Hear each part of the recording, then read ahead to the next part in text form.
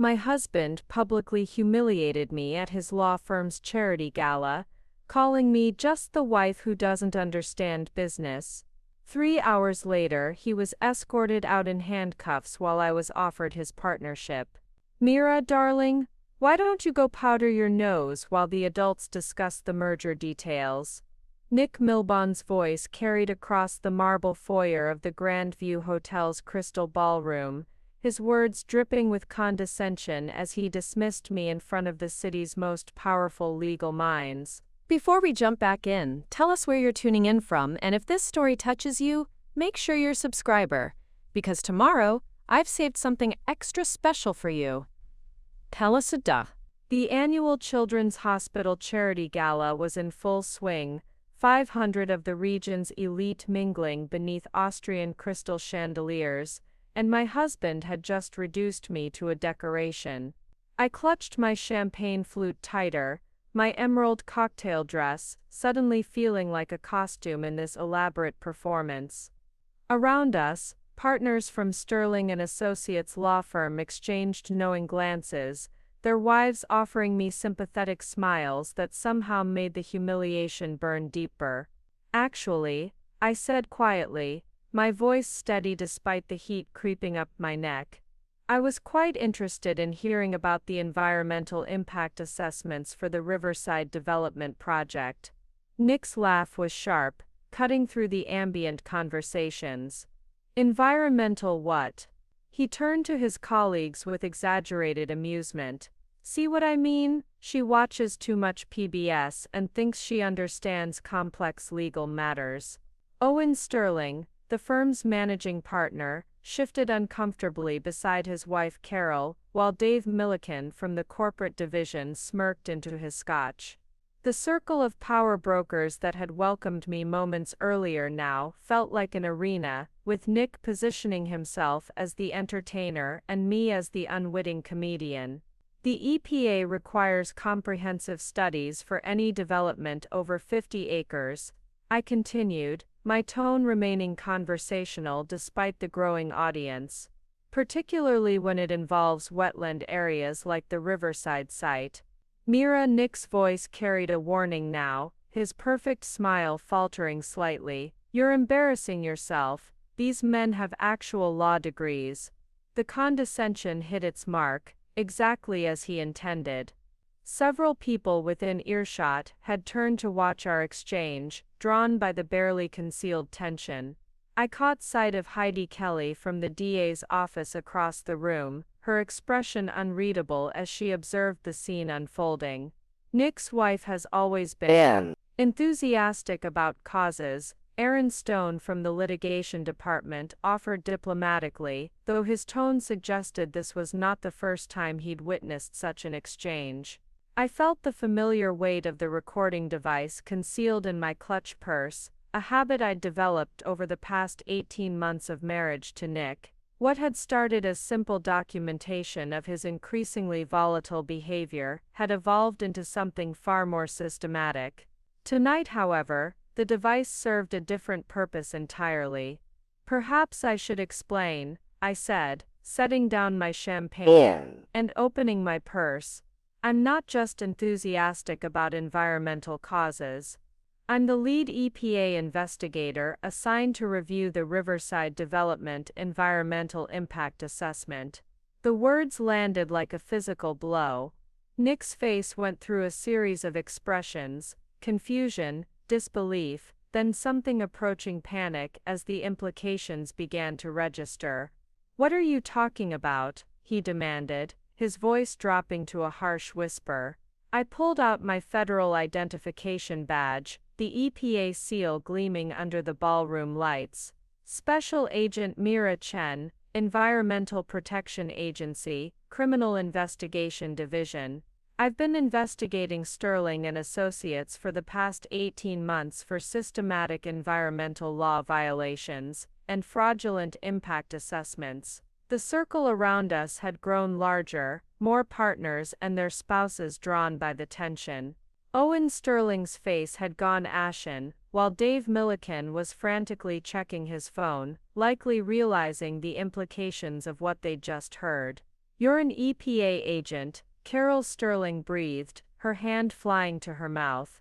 Specializing in corporate environmental crimes, I confirmed, my voice carrying clearly across the suddenly quiet section of the ballroom. Nick's pillow talk has been particularly enlightening regarding the firm's creative approach to environmental compliance. Nick grabbed my arm, his fingers digging into my skin. You're lying, this is some kind of sick joke. I gently removed his hand from my arm, making sure several witnesses observed his aggressive behavior. The falsified wetland reports for Riverside, the buried soil contamination studies, the bribes to local inspectors. Did you really think pillow talk was privileged communication, Nick? That's attorney-client privilege, he sputtered, his legal training kicking in, despite his obvious panic. Between you and your clients, yes, I agreed calmly. But spousal privilege doesn't extend to federal crimes. And you're not my client, Nick, you're my subject. The revelation sent ripples through the gathering crowd. I could see phones being discreetly pulled out, text messages flying as word spread through the ballroom. The charity gala was rapidly transforming into something else entirely. Heidi Kelly had moved closer, no longer just an observer. As an assistant district attorney, she would understand exactly what was happening here. 18 months, Owen Sterling said slowly, the color completely drained from his face. You've been married to one of our associates for 18 months, and you're a federal agent. The marriage is real, I replied, glancing at Nick, who seemed to be struggling to process the magnitude of what was unfolding. My feelings were real, but Nick's complete lack of respect for environmental law, and for me, made this investigation necessary.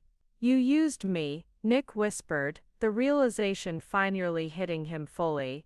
You used yourself, I corrected. Every late-night phone call about buried reports, every boast about outsmarting federal regulators, every casual mention of which judges were in the firm's pocket. You told me everything, Nick. You were so proud of how clever you all were. Dave Milliken had gone pale, clearly calculating which conversations he might have had within my earshot over the past year and a half. Aaron Stone was backing away slowly, as if physical distance might somehow protect him from what was coming. The beautiful charity gala, with its elegant decorations and atmosphere of legal prestige, had become the stage for the opening act of Sterling and Associates' downfall.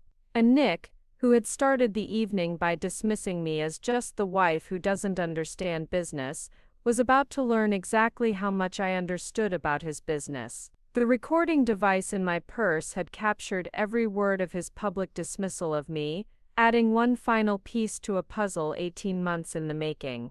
But this was just the beginning. The real show was about to start. The silence that followed my revelation lasted exactly 12 seconds. I counted them, watching Nick's face cycle through disbelief, rage, and something approaching terror as the full implications crashed over him like a wave. This is entrapment, he finally managed, his voice cracking slightly. You can't use anything I told you in private. We're married. There are laws about spousal privilege, yes, I interrupted calmly. But those protections don't extend to ongoing criminal conspiracies, and they certainly don't apply when one spouse is actively participating in federal crimes. Owen Sterling stepped forward, his expensive suit unable to mask the panic radiating from every pore. Agent Chen, surely we can discuss this privately. There must be some misunderstanding. Mr. Sterling, I said, pulling out my phone and showing him a photograph on the screen. This is a picture of you shaking hands with County Inspector Marcus Webb last Tuesday at the Riverside construction site. The briefcase you handed him contained $40,000 in cash to overlook the contaminated soil reports. Sterling's knees nearly buckled. How could you possibly have photographic evidence of your bribery? I smiled, scrolling to the next image. Because Special Agent Rodriguez has been documenting your meetings for the past 6 months. Would you like to see the video footage of you instructing your environmental consultants to falsify the wetland boundaries? Preparing and narrating this story took us a lot of time, so if you are enjoying it, subscribe to our channel. It means a lot to us. Now back to the story.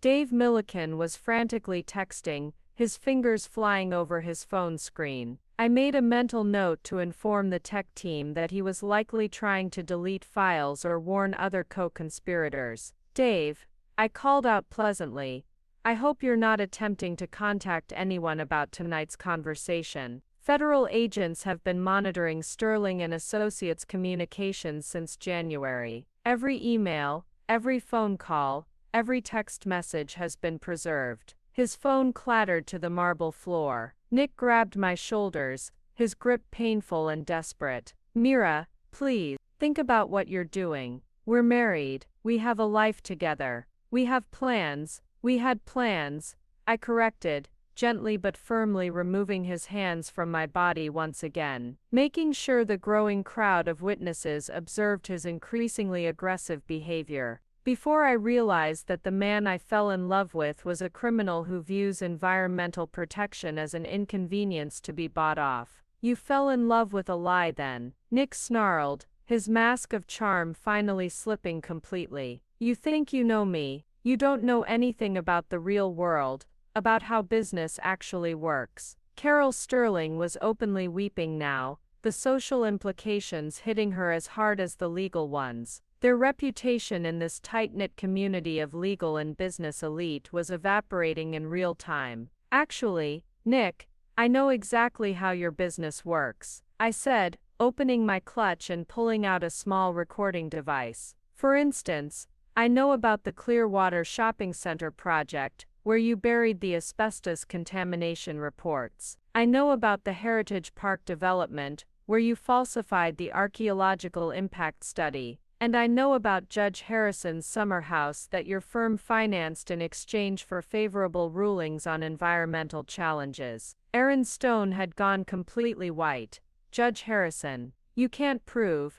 I can prove everything, Aaron, I said calmly. Nick was very thorough in his explanations. He was particularly proud of how the firm had tamed the environmental review process in this county. His words, not mine. The crowd around us had grown to include nearly half the gala attendees. Phones were out now, some recording, others frantically making calls. The annual charity event was rapidly becoming the legal scandal of the decade. Heidi Kelly from the DA's office pushed through the crowd, her prosecutor's instincts fully engaged. Agent Chen, how long has this investigation been ongoing? 18 months for my direct involvement, I replied.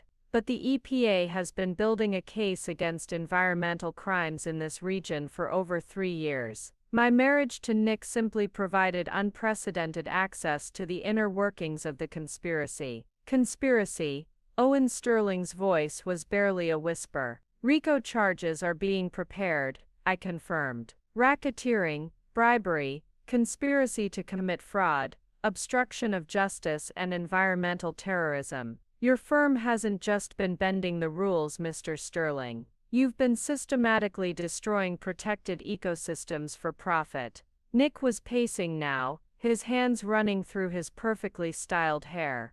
This is insane. You can't destroy my entire career over some wetland permits. Do you know how many jobs our developments create? How much revenue we bring to this community? I know exactly how much money you've made, I said quietly. And I know exactly what it's cost. The Riverside development alone has contaminated the groundwater for 6 miles downstream. Families are drinking poisoned water because your environmental reports were fabricated. The weight of that statement settled over the crowd like a physical presence. These weren't abstract legal violations anymore. These were crimes with real victims, real consequences for real people. Children have been getting sick, I continued, my voice carrying clearly across the now silent ballroom. Cancer clusters in neighborhoods downstream from your developments. Birth defects linked to chemical contamination. Your profits have a body count, Nick. That stopped his pacing. For the first time since my revelation began, Nick looked genuinely shaken rather than just angry or defensive. "You're lying," he whispered, but there was no conviction in his voice anymore. "I wish I were," I replied sadly. "But the medical records don't lie. Neither do the toxicology reports. Neither do the 18 months of recorded conversations where you and your colleagues laughed about tree huggers and government interference while poisoning entire communities." The charity gala, intended to raise money for the Children's Hospital, had become a stark reminder of why that hospital might be seeing more young patients than it should. Owen Sterling straightened his tie with shaking hands, falling back on lawyer instincts even as his world collapsed. "Agent Chen, we'll need to see warrants. We'll need to verify your credentials. We'll need—" "Mr. Sterling," I interrupted gently, "federal agents are executing search warrants at your offices right now. They've been waiting for my signal all evening." I pressed a button on my phone, and within 30 seconds the ballroom's main doors opened. Special Agent Maria Rodriguez entered, followed by a team of federal agents in dark suits. "Ladies and gentlemen," Agent Rodriguez announced, her voice carrying across the stunned crowd, "we need to speak with Owen Sterling, Nicholas Milburn, David Milliken, and Aaron Stone. You have the right to remain silent." The charity gala had become an arrest scene. And Nick, who had started the evening dismissing me as someone who doesn't understand business, was about to learn exactly how much I understood about his business. The federal agents moved through the ballroom with practiced efficiency, but I noticed something the panicking lawyers missed. This wasn't a surprise raid. Every step was choreographed, every movement planned down to the smallest detail. Agent Rodriguez caught my eye and gave an almost imperceptible nod. Phase 2 was beginning exactly on schedule. "Wait," I called out as the agents approached Nick and his colleagues. "Before you arrest them, I think there's something else they should hear." Rodriguez paused, understanding immediately. The crowd pressed closer, drawn by morbid fascination, as the city's legal elite found themselves at the center of a federal investigation. I pulled out my phone again, scrolling to a specific recording. "Nick, remember last month when you thought I was asleep? You had that late-night call with someone about the Riverside project. You were laughing about how the EPA was too stupid to figure out your system." Nick's face went ashen. "Mira, don't. I think everyone should hear this," I continued, pressing play. Nick's voice filled the ballroom through my phone's speaker, tinny but unmistakably clear. "The EPA morons actually think we did legitimate soil testing. If they only knew Webb just took photos of random dirt samples from across town. We saved $500,000 on actual testing, and these government idiots will never figure it out." Another voice responded. "Owen Sterling, what about your wife? Doesn't she work for some environmental group?" Nick's laughter was cruel and dismissive. "Mira, she volunteers for some tree-hugging charity, completely clueless about real environmental law. Sometimes I tell her about our cases just to watch her get all worked up about protecting wildlife. It's actually pretty entertaining." The recording continued with more damning details, but I stopped the playback and looked directly at Nick. His charming facade had completely crumbled, replaced by raw desperation. "You recorded our private conversations," he whispered, the betrayal evident in his voice. "I recorded criminal confessions," I corrected. "There's a difference." Owen Sterling was clutching his chest, looking like he might have a heart attack. "That was a privileged conversation between attorneys.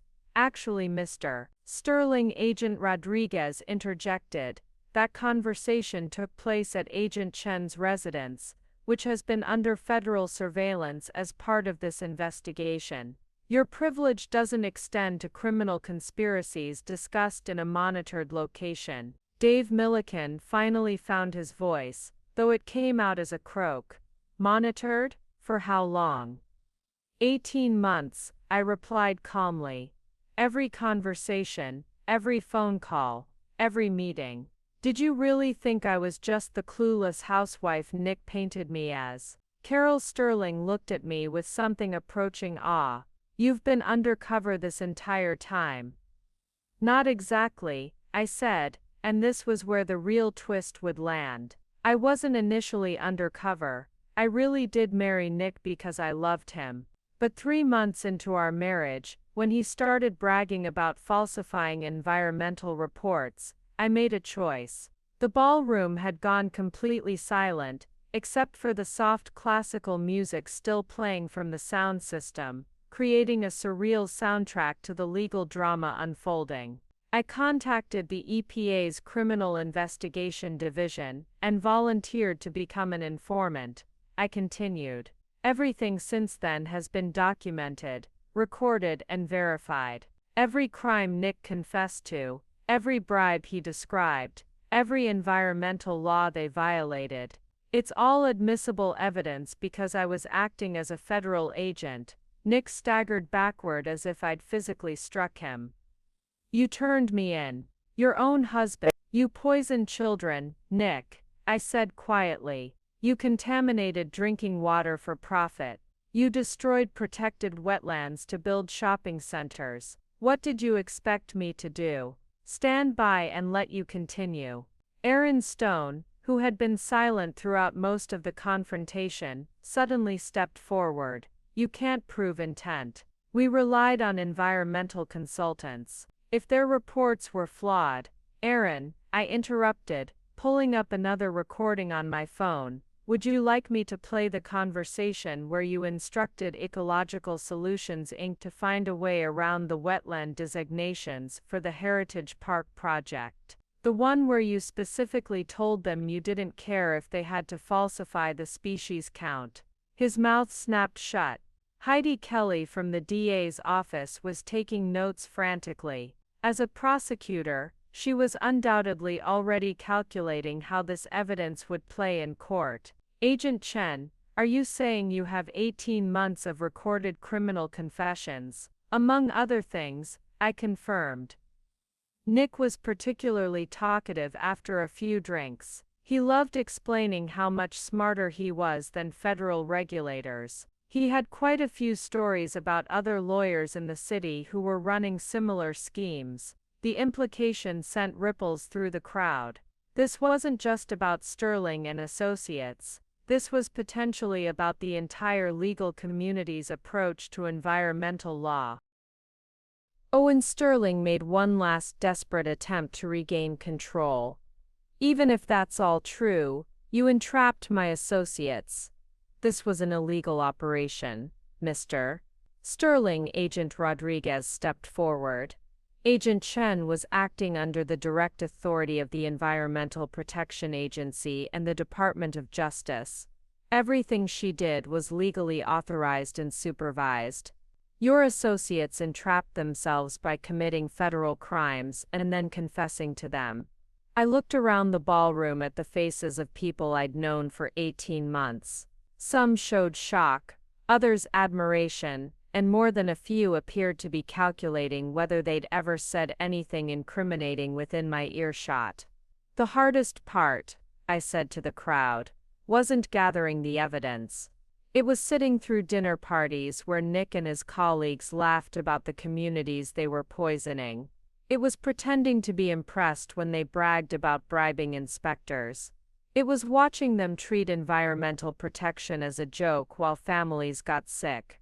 Nick's desperation reached a new level. Mira, please. I love you. We can change. You can't change the cancer clusters downstream from Riverside, I replied sadly. You can't bring back the protected species that died when you destroyed their habitat. And you can't undo 18 months of documented federal crimes. Agent Rodriguez nodded to her team. Owen Sterling, you're under arrest for conspiracy to commit environmental fraud, bribery of federal officials, and racketeering. As the Miranda rights echoed through the crystal ballroom, I realized this was only the beginning. The real investigation was just starting, and these arrests would send shockwaves through every law firm, every development company, and every government office that had been part of this system. The charity gala was over, but the real work was about to begin. As the handcuffs clicked around Nick's wrists, I watched 18 months of careful planning reach its first major milestone. But what happened next would shock even me, and I thought I was prepared for everything. "Agent Chen," Rodriguez said quietly as she approached me, "we have a problem." The ballroom was still buzzing with chaos, federal agents processing arrests, lawyers frantically making phone calls, socialites recording everything on their phones for social media. But Rodriguez's tone cut through all of it. "What kind of problem?" I asked, though something in her expression told me this wasn't about the arrests we'd just made. She handed me her phone, showing a text message that had just come in. "Judge Harrison has issued an emergency injunction blocking all searches and seizures, claims federal overreach. All evidence collected tonight is now inadmissible." My blood ran cold. Judge Harrison, the same judge Nick had bragged about buying with a summer house. How is that possible? He can't have jurisdiction over a federal investigation. He's claiming it under the Emergency Powers Act, Rodriguez explained grimly. Says environmental regulations are being used to circumvent property rights. The injunction is already being enforced. Our teams at Sterling and Associates offices have been ordered to stop and leave. Nick, who had been slumped in defeat just moments before, suddenly straightened up. Even with his hands cuffed behind his back, I could see the hope returning to his eyes as other lawyers in the crowd began checking their phones and receiving similar updates. "Looks like Judge Harrison remembers who his friends are," Owen Sterling called out, his voice regaining some of its usual arrogance despite his own handcuffs. "Federal agents might want to think twice before harassing local businesses." But I smiled, and that seemed to worry them more than my anger had. "Agent Rodriguez," I said loud enough for everyone to hear, "please show them Exhibit A47. Rodriguez looked confused for a moment, then understanding dawned on her face. She pulled out a tablet and began scrolling through files. "Ah yes, the summer house. What summer house?" several people asked simultaneously. I turned to address the crowd, many of whom were still recording with their phones. "Judge Harrison's beautiful new summer retreat on Lake Clearwater. The one that Sterling and Associates purchased for him last year as a thank you for his consistently favorable rulings on environmental challenges." Nick's renewed confidence evaporated instantly. "You can't prove that." "Actually, I can," I said, taking the tablet from Rodriguez and holding it up so the crowd could see. "These are the property records, purchase agreements, and bank transfers, all dated and signed." But more importantly, I swiped to the next screen, showing a photograph. "This is Judge Harrison at his housewarming party last September. And that's Nick handing him a bottle of champagne and the deed to the property. Interesting timing, considering Harrison ruled in favor of the Riverside development just 3 weeks later." The crowd pressed closer to see the photograph. It was crystal clear, Judge Harrison accepting what was obviously an expensive gift from the very lawyers who regularly appeared before his court. Dave Milliken, despite his handcuffs, managed to stammer, "That could be anything." "A birthday gift, eh?" I interrupted, swiping to another photo. "This is you and Harrison playing golf at the country club 2 days before he dismissed the wetland protection lawsuit. Notice the new golf clubs you're carrying.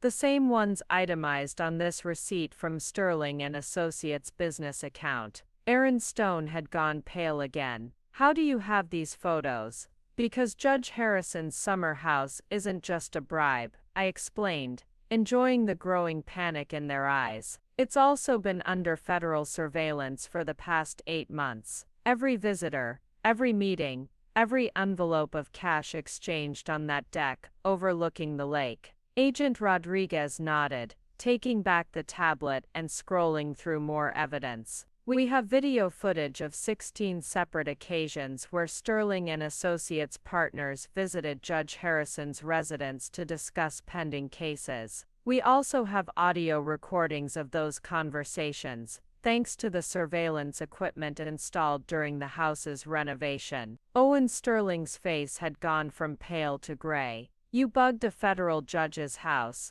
We monitored a location where federal crimes were being planned and executed," Rodriguez corrected. Judge Harrison lost his expectation of privacy when he turned his residence into a criminal enterprise.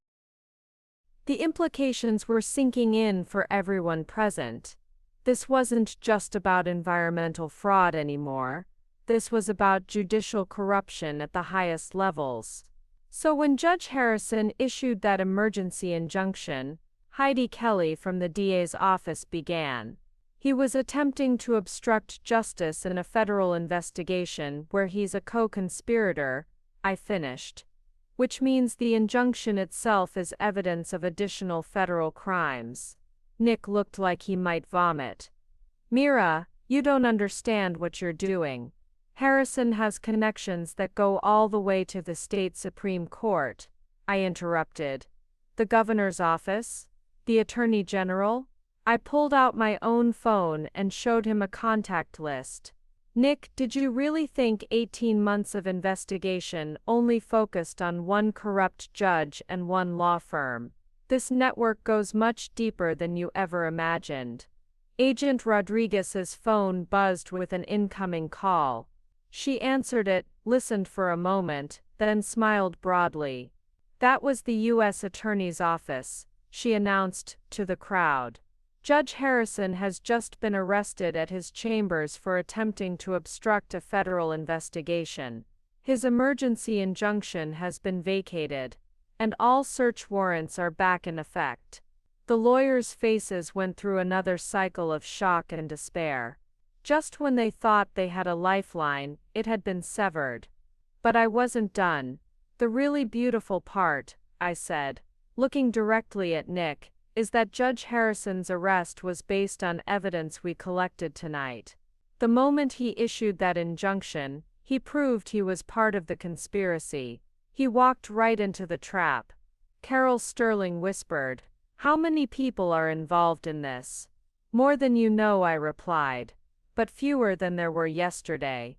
This investigation has been growing for months, and tonight was just the first phase of arrests." As if on cue, Agent Rodriguez's phone buzzed with another update. She read it and looked up with grim satisfaction. "County Inspector Marcus Webb has just been arrested at his home. The EPA team found $2 million in cash hidden in his garage, along with falsified environmental reports dating back 5 years. The dominoes were falling faster now, each arrest leading to the next. And at the center of it all was Nick, who had started the evening by dismissing me as someone who doesn't understand business. He was about to learn that I understood his business better than he did. The ballroom had transformed into something resembling a crime scene, with federal agents coordinating arrests while the remaining gala attendees watched in stunned fascination. But as I looked around at the faces of people who thought they knew me, I realized it was time for the complete truth. "Ladies and gentlemen," I announced, my voice carrying across the now quiet ballroom, "I think there are some misconceptions about who I really am that need to be cleared up." Nick, despite his handcuffs, turned to stare at me with a mixture of hatred and confusion. "What are you talking about now, Mira? Haven't you done enough?" I smiled sadly at the man I had once loved. "Nick, you've spent 18 months telling people I was just some naive environmentalist who volunteered for tree-hugging charities. You told them I didn't understand real environmental law." Agent Rodriguez stepped closer, and I could see she was curious about where this was heading as well. "The truth is," I continued, pulling out my federal identification again, but this time opening it to show additional credentials, "I'm not just EPA Agent Mira Chen, I'm Senior Special Agent Mira Chen, head of the EPA's Environmental Crimes Task Force for the entire Pacific Northwest region. The gasps from the crowd were audible. Even some of the federal agents looked surprised. I've been investigating environmental crimes for 12 years, I continued. I have a law degree from Stanford, a master's in environmental science from Berkeley, and I've personally overseen prosecutions that have resulted in over $2 billion in environmental crime convictions. Owen Sterling's legs actually gave out, and he had to lean against a marble pillar for support. 12 years, you're not some junior agent. I'm the senior agent who developed the federal protocols for investigating systematic environmental fraud. I confirmed. The same protocols that are being used in 14 states to prosecute cases just like this one. Dave Milliken was shaking his head in disbelief. But you seemed so, you asked such basic questions. I asked questions I already knew the answers to, I explained. Every time Nick explained how your schemes worked, I was testing whether he would tell the truth or try to minimize your crimes. He failed every test. I turned to address the broader crowd, many of whom were still recording everything on their phones. What Nick and his colleagues didn't realize is that I was sent here specifically because of their activities. The EPA had been tracking suspicious environmental reports in this region for 3 years before I ever met Nick. Agent Rodriguez nodded, understanding now why this case had been given such high priority. Agent Chen is one of only 12 senior environmental crimes investigators in the entire country.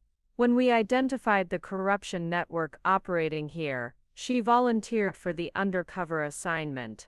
Volunteered, Carol Sterling whispered.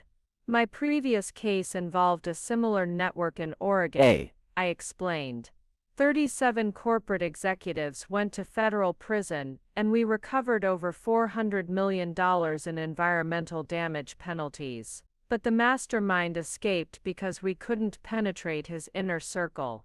I looked directly at Nick, who was staring at me as if seeing me for the first time. When the EPA identified Sterling and Associates as the center of a similar network, I volunteered to go undercover. We knew we needed someone inside their personal lives to document the full scope of the conspiracy. So when you met Nick, Heidi Kelly began. It wasn't a coincidence, I confirmed. We knew Nick attended environmental law conferences, so I made sure to be at the same conference in Seattle where we met. We knew he was single and looking for someone impressive but not threatening to his ego. Nick's face had gone completely white. Our entire relationship was fake.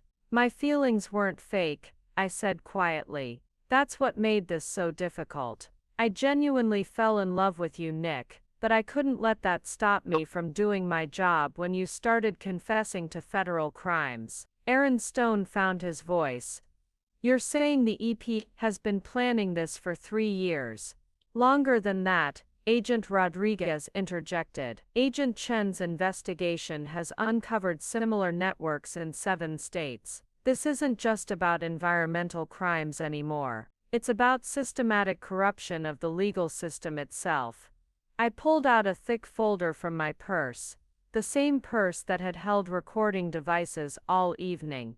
This contains evidence of environmental crimes in California, Oregon, Washington, Nevada, Arizona, Colorado, and Montana, all connected to law firms, using the same methods Sterling and Associates perfected here. The scope was finally becoming clear to everyone present. This wasn't a local scandal, it was a federal case with national implications.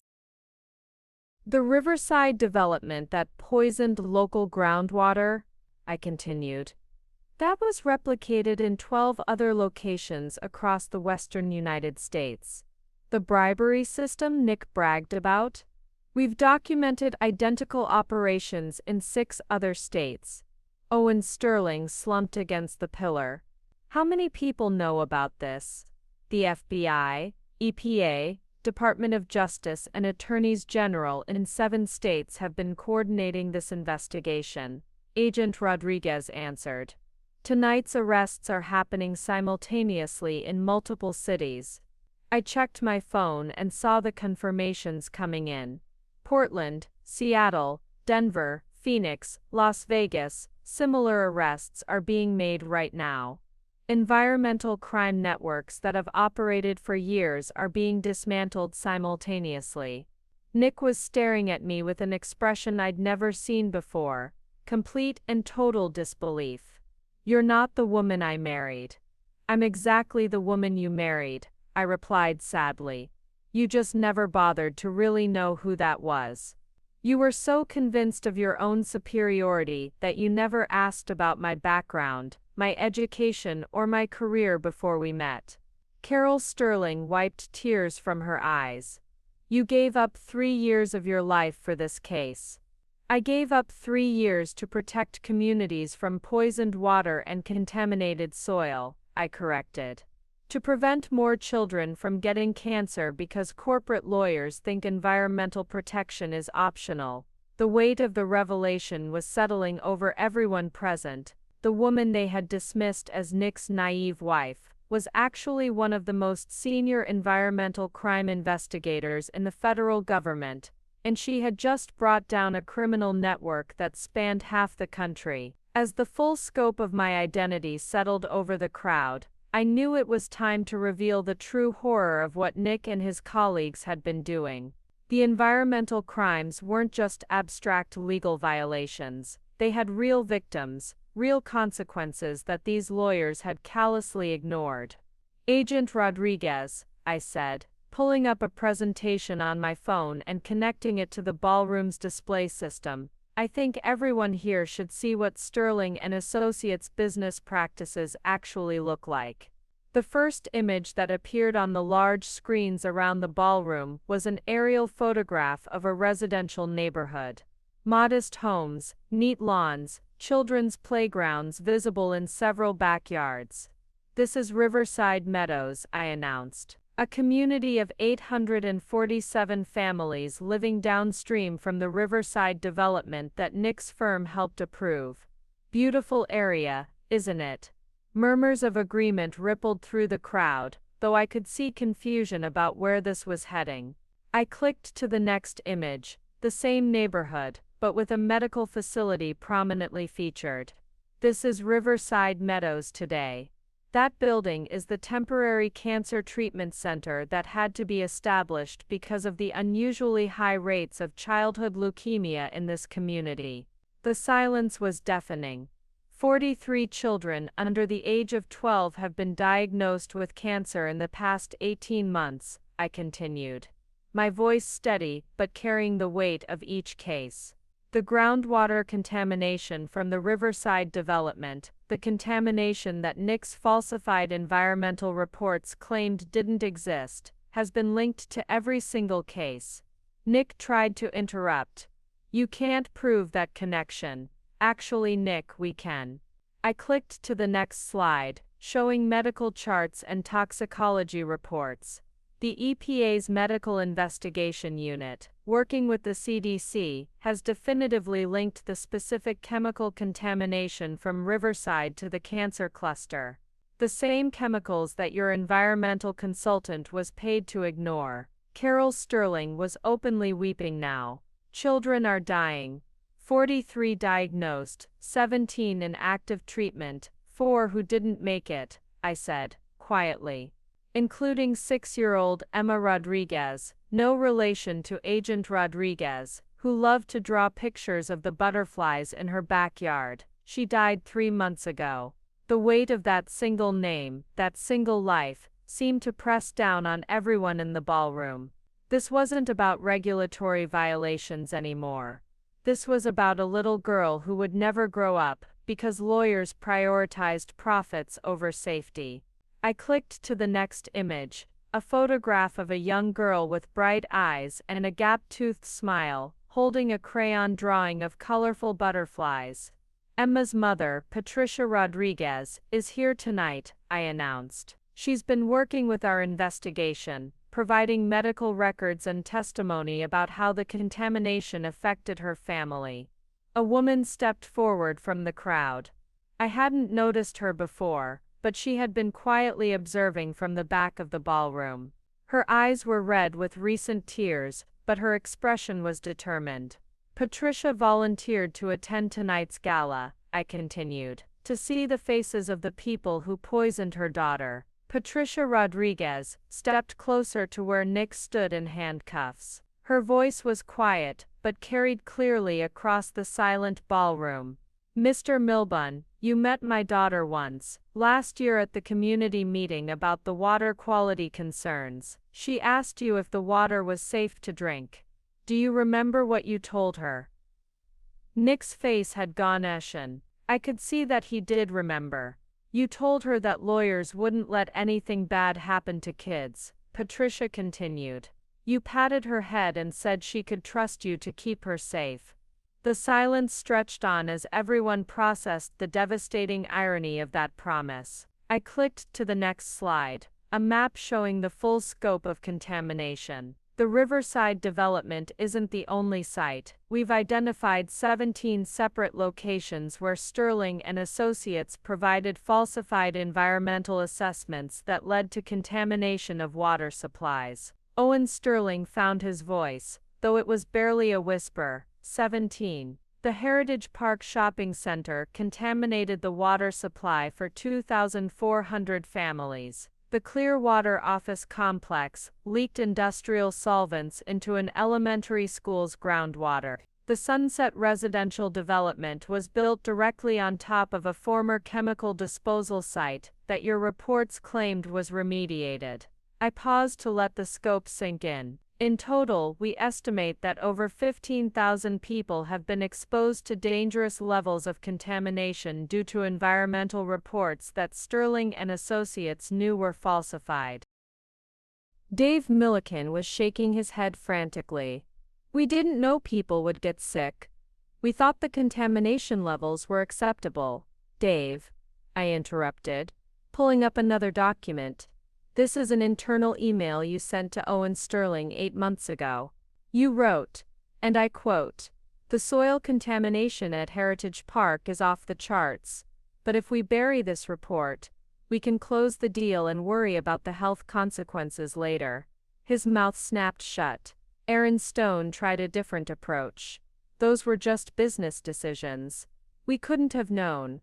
Aaron, I said, displaying another email, this is your message to the environmental consulting firm working on Clearwater. You specifically instructed them to find lower contamination numbers or find a new job.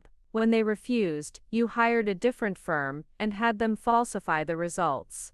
I looked around the ballroom at the faces of people who were finally understanding the true scope of what they had witnessed. This wasn't just white-collar crime. This was systematic poisoning of entire communities. The pattern is always the same, I explained. Identify a development site with environmental problems, find consultants willing to falsify reports for money, bribe inspectors to overlook obvious violations, rush the projects through before anyone can investigate properly. Patricia Rodriguez spoke again. My daughter trusted you to keep her safe. Every child in our neighborhood trusted the adults to protect them. Nick looked like he might collapse. The weight of those trusting eyes, those small voices asking if the water was safe, seemed to be crushing him. But I wasn't finished revealing the pattern yet. The emotional weight of Patricia Rodriguez's testimony had settled over the ballroom like a shroud, but I needed everyone to understand that tonight's revelations were the result of years of meticulous planning, not a spontaneous investigation. What you've witnessed tonight, I began, moving away from the screens showing contamination sites, represents the culmination of the most complex environmental crime investigation in EPA history. The planning began long before I ever met Nick. Agent Rodriguez stepped forward with a timeline displayed on her tablet. The EPA first identified suspicious patterns in environmental reporting in this region 4 years ago. Unusually high approval rates for developments in protected areas, consistently favorable toxicology reports, despite obvious contamination, and a network of environmental consultants who seemed to specialize in finding acceptable levels of dangerous chemicals. I nodded, pulling up my own documentation.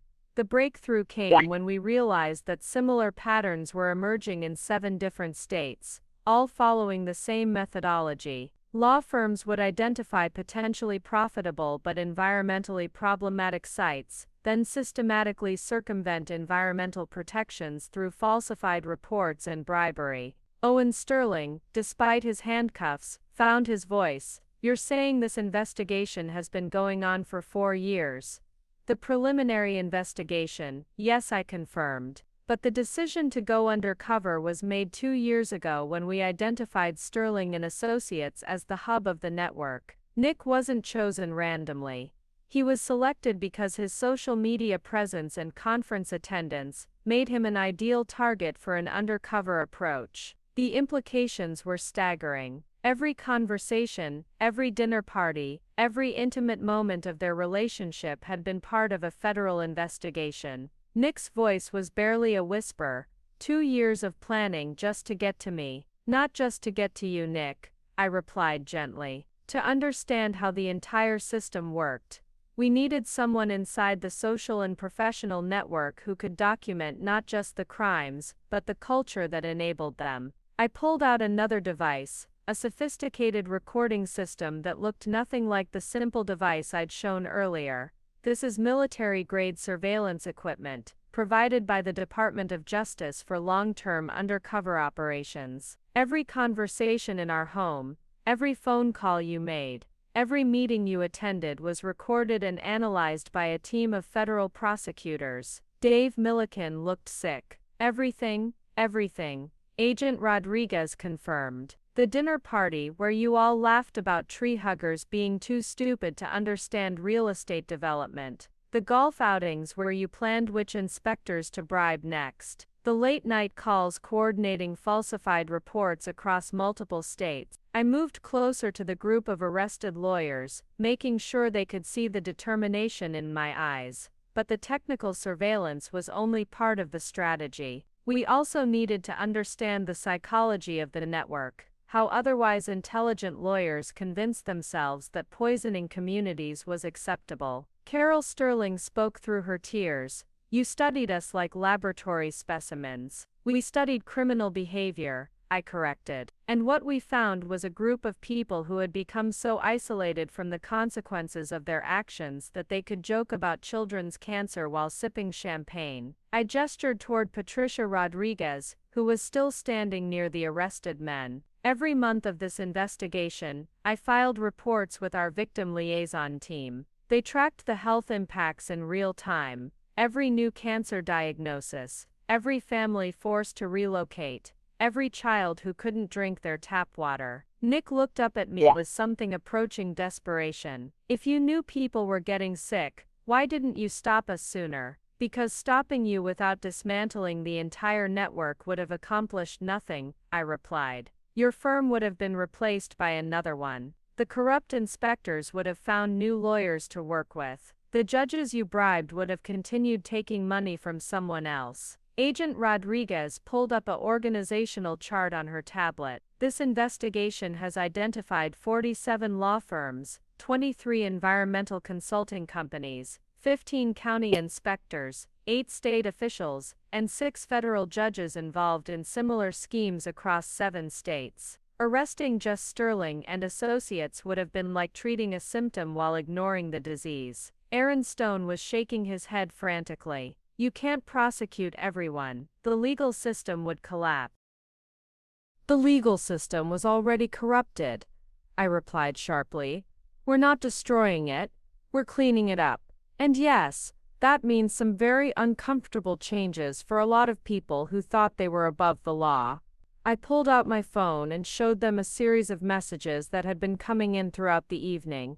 Portland, 12 arrests. Seattle, 18 arrests. Denver, 9 arrests. Phoenix, 15 arrests. Las Vegas, 7 arrests. Every single arrest based on evidence gathered through operations like this one. The scope was overwhelming. This wasn't just about one corrupt law firm or even one corrupt city. This was a coordinated federal response to systematic environmental crime across multiple states. The strategy required patience, I continued. 2 years of documented evidence, hundreds of hours of recorded conversations, financial records from dozens of accounts, video surveillance of bribery transactions, and most importantly, building cases that would be absolutely bulletproof in federal court. Owen Sterling slumped against his restraints. How many years in prison are we looking at? That depends on how cooperative you decide to be, Agent Rodriguez answered. Environmental terrorism carries a maximum sentence of 25 years. Racketeering adds another 20. Conspiracy to commit murder. Murder, Dave Milliken interrupted. When you knowingly contaminate water supplies and children die as a result, that's felony murder under federal law, I explained calmly. Emma Rodriguez and the other children who died weren't accidental casualties. They were predictable victims of decisions you made knowing the likely consequences. The weight of that legal reality settled over them like a physical blow. They had thought they were clever businessmen bending environmental rules. They were actually facing potential life sentences for environmental terrorism and murder. But the strategy had required one more element that I hadn't yet revealed. The ballroom had become eerily quiet except for the soft sounds of federal agents coordinating with their teams across multiple states. But I needed everyone to understand why this investigation had become so personal for me, why I had been willing to sacrifice years of my life to expose this network. Before I met Nick, I began, my voice carrying a weight of memory. I worked a case in Oregon that changed everything for me. It was called the Blackwater River Investigation. I pulled up a photograph on the display screens. A river that should have been crystal clear but ran dark with contamination. 3 years ago, Cascade Environmental Solutions, a law firm very similar to Sterling and Associates, helped a chemical company build a processing plant upstream from the town of Millbrook. Agent Rodriguez stepped closer, understanding that this was the personal foundation of everything we had accomplished tonight. The environmental impact reports claimed the plant would have minimal effect on local water quality.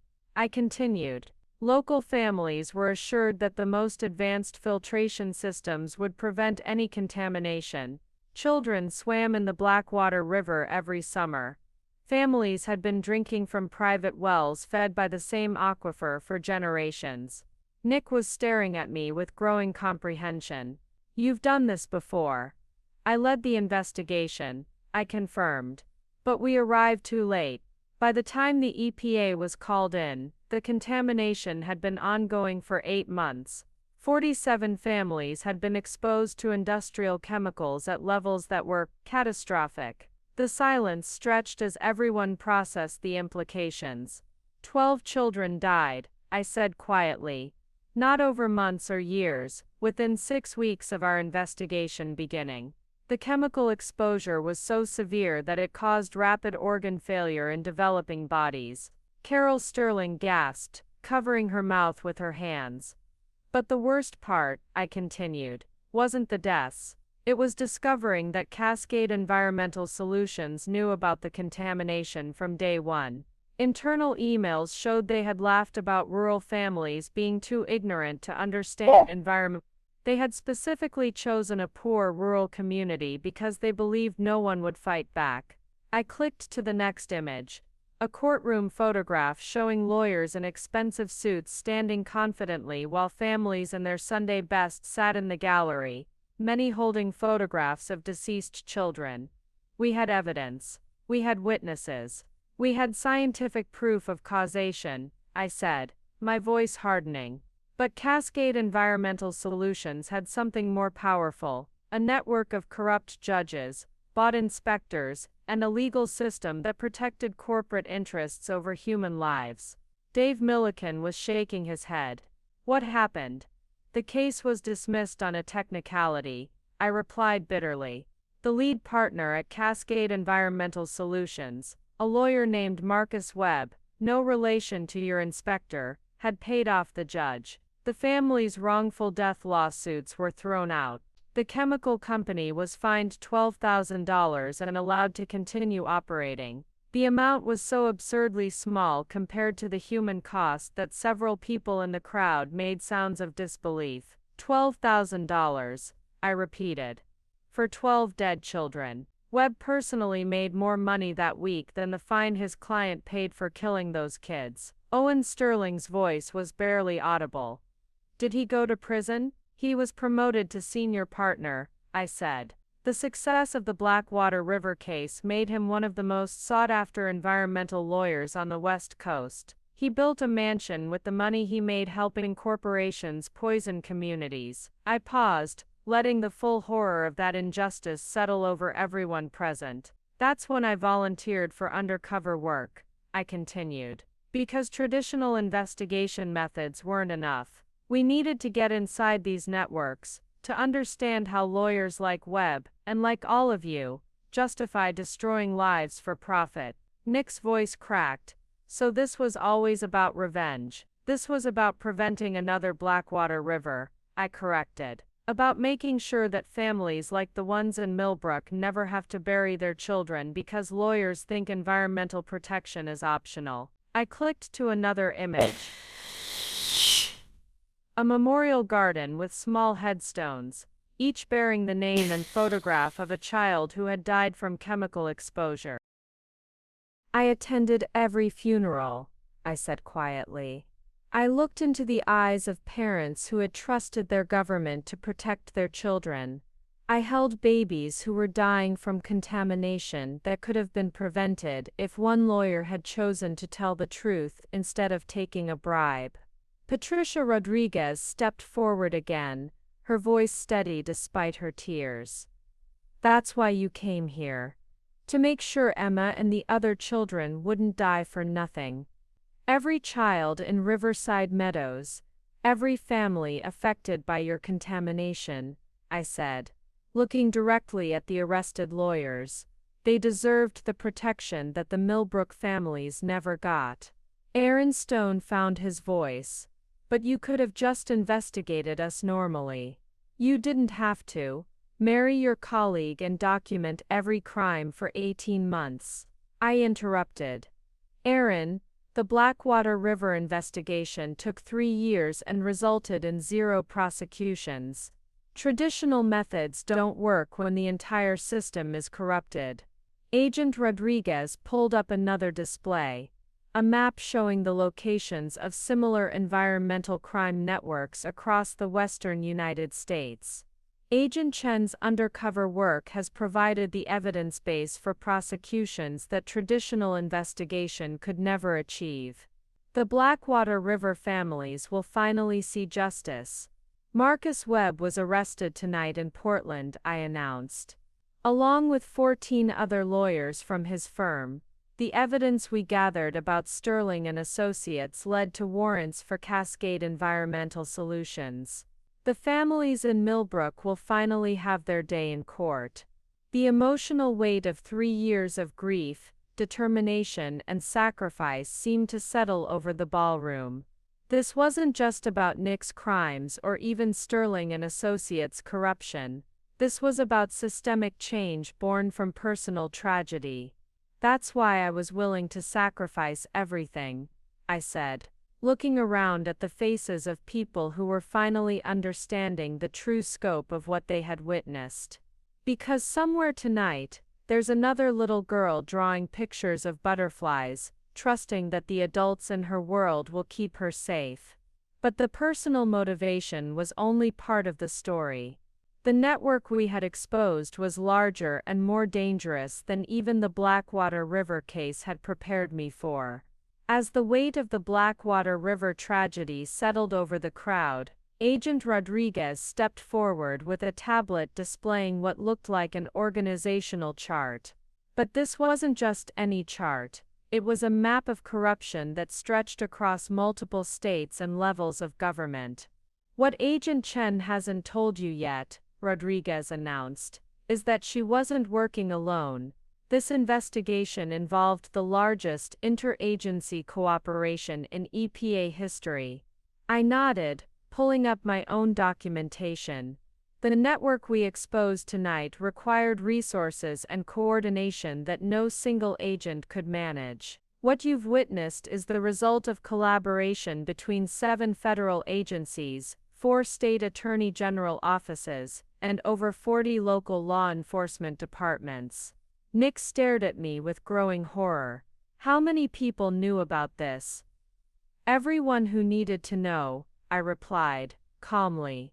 The FBI's Environmental Crime Task Force provided surveillance coordination. The Department of Justice's Public Integrity Section handled the judicial corruption aspects. The DEA assisted with money laundering investigations. Even the IRS Criminal Investigation Division was involved to track the financial networks. Owen Sterling slumped further against his restraints. This goes all the way to Washington, Owen Agent Rodriguez said, showing him the tablet. This goes all the way to the Attorney General's office. Your case was briefed to the highest levels of the Justice Department, because the scope of the corruption threatened the integrity of the entire federal environmental protection system.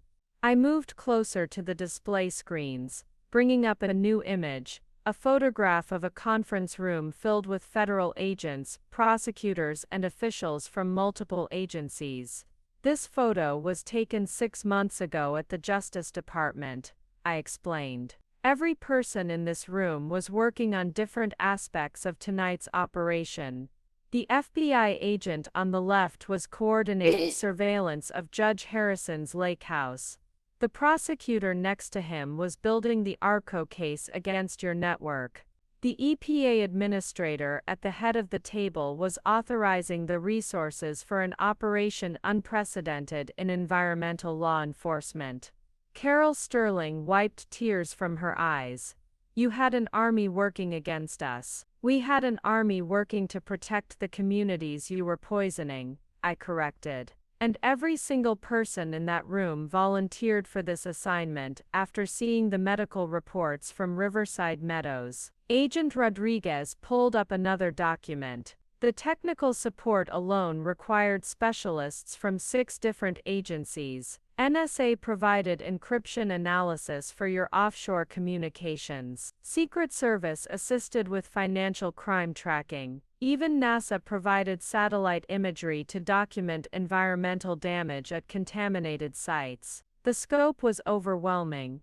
Dave Milliken found his voice. Why didn't anyone leak this? Investigations this big always have leaks, because everyone involved had seen the photographs of dead children, I replied quietly. When you're working to prevent more kids from dying of cancer, operational security becomes personal. I clicked to the next image, a secure facility that looked like something from a spy movie. This is the Joint Task Force Command Center established specifically for this operation. 24-hour monitoring of all subjects, real-time coordination across 7 states, instant communication with field teams. Aaron Stone was shaking his head frantically. You're talking about massive federal resources. Why was this case worth all that? Agent Rodriguez answered before I could. Because environmental terrorism cases like this one set precedents for how the federal government responds to systematic poisoning of American communities. The Attorney General made it clear that no expense would be spared to ensure these prosecutions succeed. I pulled up another photograph, a meeting between federal officials and community leaders. But the most important support didn't come from Washington. It came from the communities you harmed. The image showed Patricia Rodriguez and dozens of other parents, all holding photographs of their sick children. Every family affected by your contamination was contacted by our victim advocacy team, I continued. They provided medical records, testimony, and most importantly, the motivation for everyone working this case to see it through. Patricia Rodriguez stepped forward again. Agent Chen, tell them about the support groups. I nodded, pulling up another image. A community center filled with families. We established support networks in every affected community. Parents whose children were sick, families who had lost loved ones, elderly residents whose life savings were spent on medical bills because of contamination you caused. Nick looked like he might be sick. How many families? Over 400 families, across 17 contaminated sites, I replied. Each one provided evidence, testimony, and documentation of how your crimes affected their lives. I clicked to a new display showing medical records and financial documents. The Community Support Network also helped us understand the full scope of your crimes. Families shared medical bills, insurance claims, and documentation of property value losses due to contamination. Owen Sterling whispered, "Property values. When groundwater is contaminated, homes become worthless," Agent Rodriguez explained. "The economic damage from your environmental crimes exceeds $200 million. That's not counting medical costs or wrongful death claims." I pulled up a map showing affected areas. But the communities provided more than evidence. They provided witnesses. Over 300 people are prepared to testify about how Sterling and Associates' crimes affected their families. The number was staggering. 300 witnesses meant 300 personal stories of loss, illness, and betrayal. "The hardest part of this investigation," I said, looking around at the faces of people who were finally understanding the human cost of environmental crime, wasn't gathering evidence or maintaining my cover. It wasn't attending community meetings where parents begged for help while their children got sicker. I clicked to a final image, a packed auditorium, where I was speaking to a crowd of concerned families. This photo was taken 8 months ago at a public hearing about water quality in Riverside Meadows. I continued. "I'm testifying as Agent Chen, supposedly representing the EPA's investigation into contamination reports. But what these families didn't know was that I was also gathering evidence from my marriage to Nick about how the contamination was deliberately covered up. The irony was devastating. While I was publicly promising these families that justice would come, I was privately documenting the crimes that had poisoned their children. Every resource, every agency, every person involved in this operation was motivated by one thing," I concluded. "Making sure that the communities you harmed would finally see justice." But even with all that support, the network we were fighting had resources of their own. Agent Rodriguez approached the main display screen with a tablet that contained what would become the prosecution's most devastating weapon. A comprehensive database of evidence that had taken 18 months to compile. "Ladies and gentlemen," she announced to the still stunned crowd, "what you're about to see represents the most thorough documentation of environmental crimes in federal law enforcement history." I watched Nick's face as the first screen appeared, a digital filing system with thousands of organized documents, recordings, photographs, and financial records. Every conversation Nick had in our home was recorded and transcribed, I explained, scrolling through hundreds of files. Every phone call he made was documented. Every meeting he attended was surveilled. Every document he brought home was photographed and analyzed. The sheer volume was overwhelming. Owen Sterling stared at the screen with growing horror. "How many hours of recordings?" 2,437 hours. Agent Rodriguez replied without hesitation.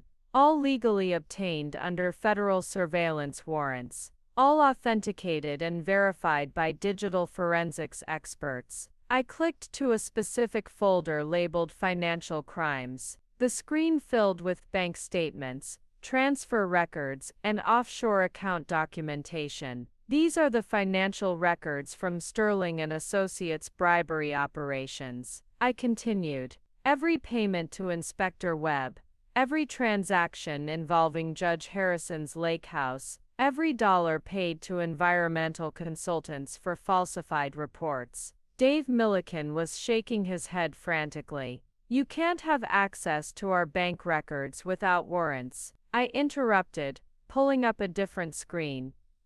Dave, we have 47 separate federal warrants authorizing surveillance of Sterling and Associates' financial activities, signed by 3 different federal judges in 2 districts.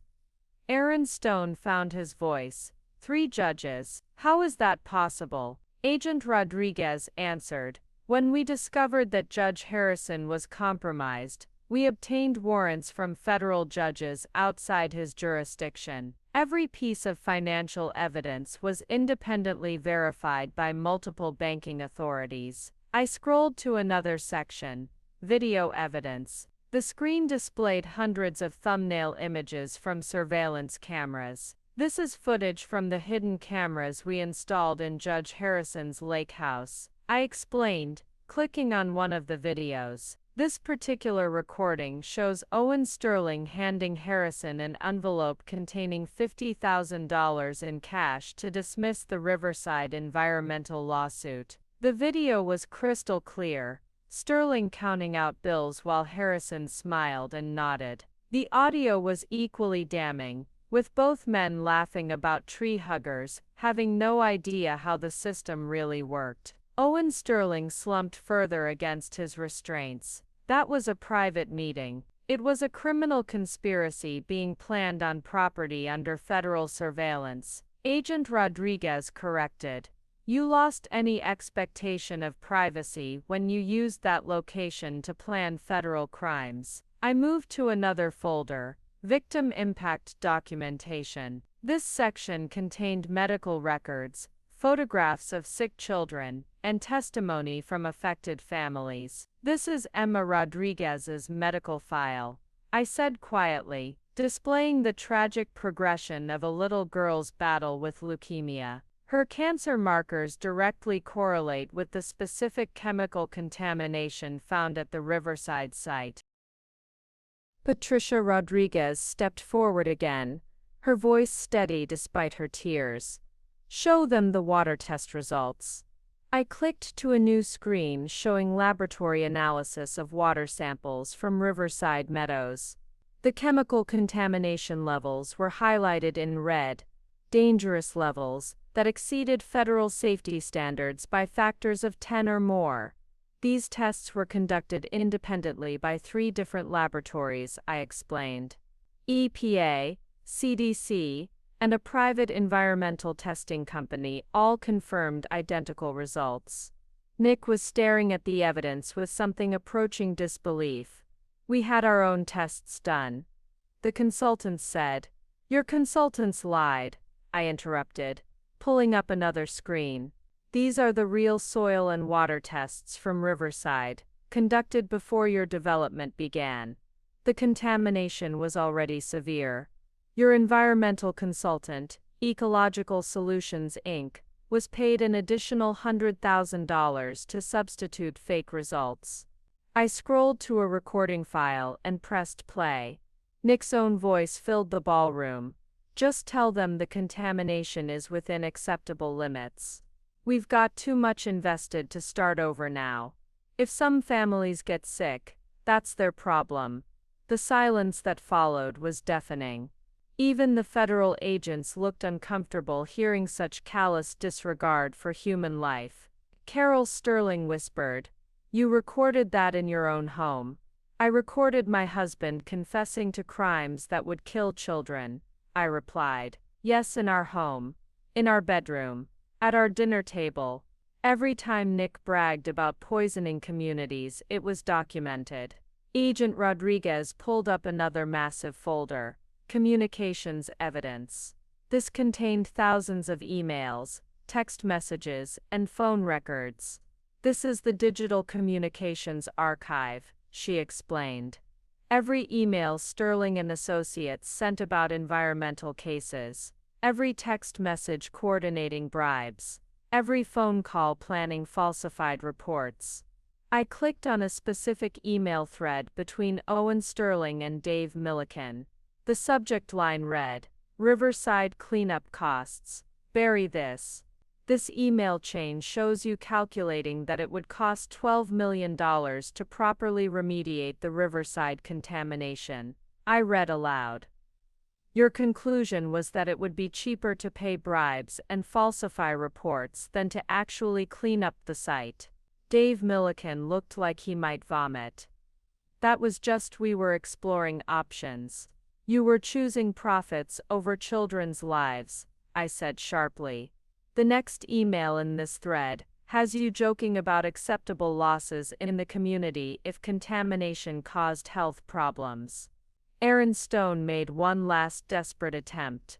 Even if all this evidence is real, it was obtained illegally. Spousal surveillance, hidden cameras. Aaron Agent Rodriguez interrupted. Every piece of evidence was obtained under properly executed federal warrants. Agent Chen was acting as a sworn federal officer throughout this investigation. Everything she did was legally authorized and supervised. I pulled up the final folder, Conspiracy Network. This contained organizational charts showing connections between law firms, environmental consultants, judges, and inspectors across 7 states. This is the complete network map, I announced. 47 law firms using identical methods. 23 environmental consulting companies providing falsified reports. 15 judges taking bribes to dismiss environmental lawsuits. 8 state officials providing regulatory protection in exchange for campaign contributions. The scope was staggering. This wasn't just about Sterling and Associates anymore. It was about a systematic corruption of environmental protection across multiple states. The evidence mountain doesn't just convict you, I concluded, looking at the 4 arrested lawyers. It provides the foundation for prosecuting the entire network. But there was one more revelation that would show them just how deep the corruption went. As the overwhelming scope of evidence settled over the ballroom, I noticed something in Nick's expression that I recognized from 18 months of marriage, the calculating look he got when he was planning something desperate.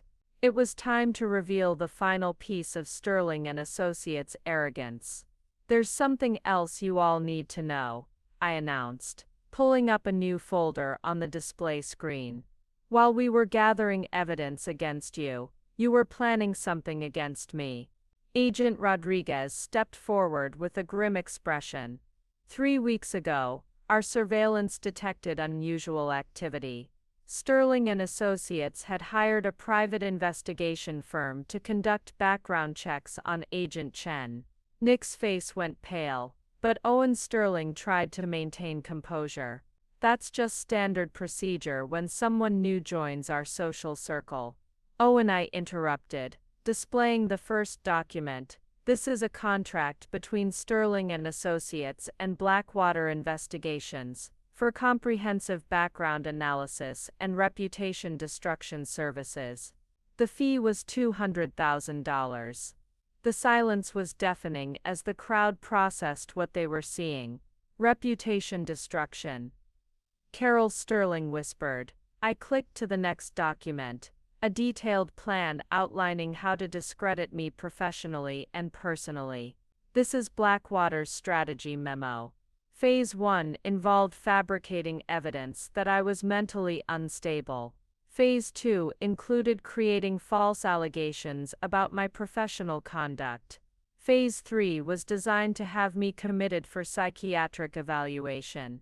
Dave Milliken was shaking his head frantically. "We never authorized anything like that." Dave, Agent Rodriguez said, pulling up bank records. "This is a wire transfer from your personal account to Blackwater Investigations, dated 2 weeks ago. The memo line reads, 'Final payment for Mira neutralization project.'" The words neutralization project hung in the air like a physical threat. Aaron Stone found his voice. "That doesn't prove we knew what they were planning." Aaron, I said, pulling up an email. This is your message to Blackwater's director. Whatever it takes to discredit the wife. She's been asking too many questions about our environmental work. Make her disappear from our lives permanently. I let that sink in before continuing. Make me disappear permanently. Not just from your social circle, permanently. Nick was staring at me with an expression I'd never seen before, complete panic mixed with something that looked like genuine fear. Mira, I swear I didn't know they meant. Nick, I interrupted, displaying another document. This is your email to Owen Sterling from last week. Mira's been acting strange lately, recording conversations, asking detailed questions about our cases. I think she might be working for environmental groups. We need to handle this before she becomes a problem. The crowd was completely silent now, understanding that they were witnessing something far more sinister than corporate corruption. Agent Rodriguez pulled up another screen showing surveillance footage. This is video from 3 days ago. Owen Sterling meeting with Marcus Volkov, the director of Blackwater investigations at the Riverside Country Club. The video showed Sterling handing over a thick envelope while discussing something intensely with a man who looked like he belonged in organized crime rather than private investigation. Volkov specialized in making inconvenient people disappear, I continued. His methods included manufacturing evidence of mental illness, orchestrating apparent accidents, and in extreme cases, arranging for targets to be found dead from apparent suicide. Carol Sterling was openly weeping now.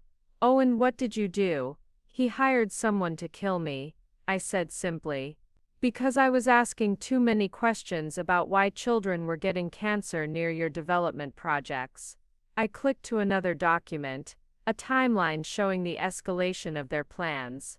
The psychiatric commitment was scheduled for this Friday. I would have been declared mentally incompetent and institutionalized. My testimony about environmental crimes would have been dismissed as the ravings of a disturbed mind. Owen Sterling was shaking his head desperately. That wasn't the plan. We just wanted to discredit. Owen, Agent Rodriguez interrupted. We have recordings of your conversations with Volkov. You specifically discussed making Agent Chen's death look like suicide brought on by mental illness. The weight of that accusation seemed to crush what remained of Sterling's composure.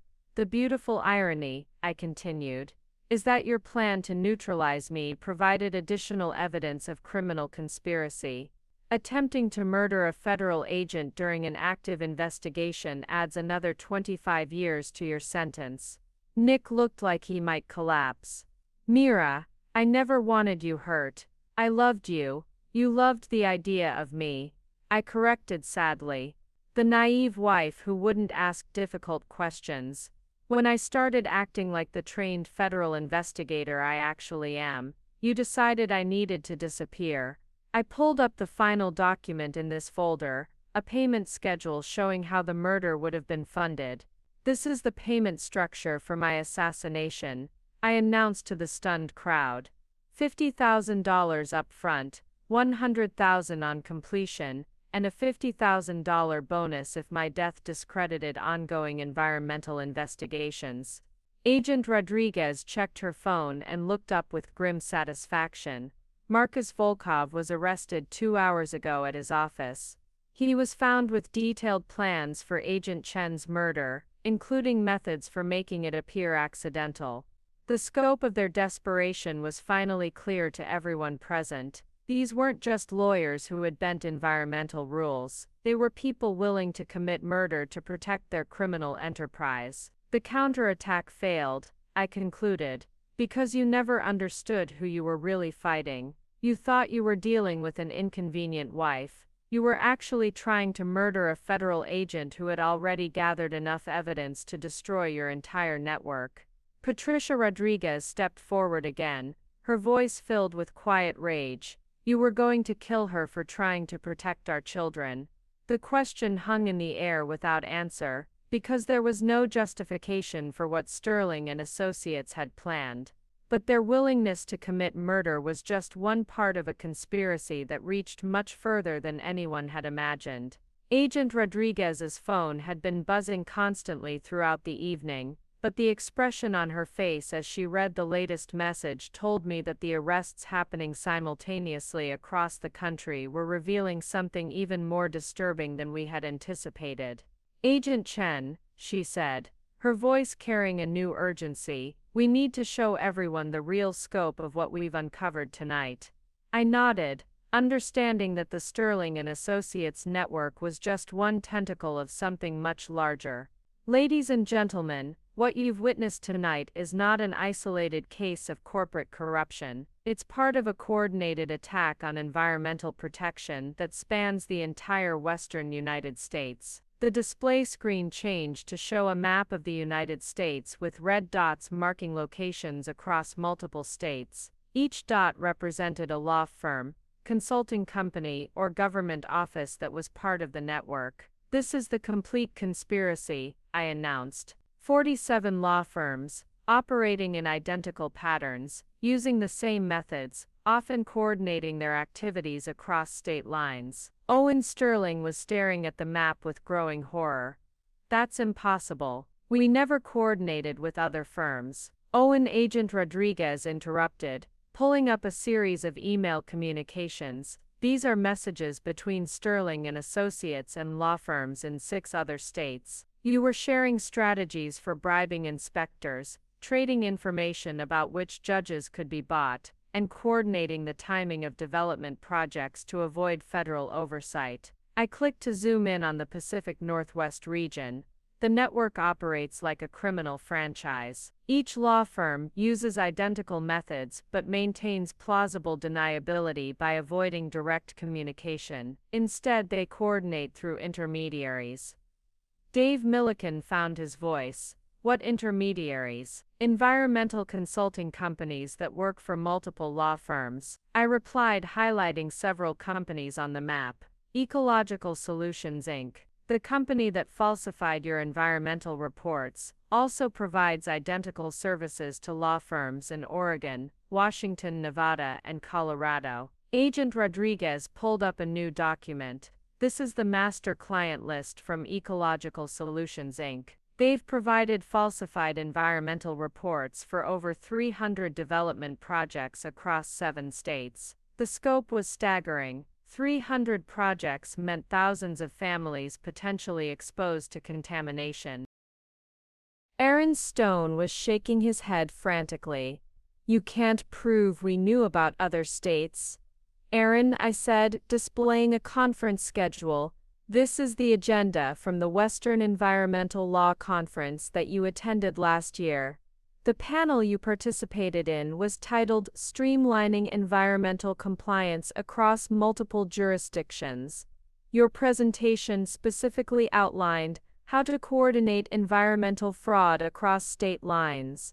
I clicked to show photographs from the conference. Aaron Stone presenting to a room full of lawyers from different states, all taking notes on his streamlining strategies. "But the coordination goes deeper than just sharing strategies," Agent Rodriguez continued, pulling up financial records. "The law firms were also sharing the costs of bribing federal officials." She displayed a spreadsheet showing contributions to what appeared to be a joint fund. Sterling and Associates contributed $400,000 last year to something called the Western Development Initiative. So did law firms in 6 other states. Carol Sterling whispered. "What was the money for?" "Bribing EPA regional administrators," I replied grimly.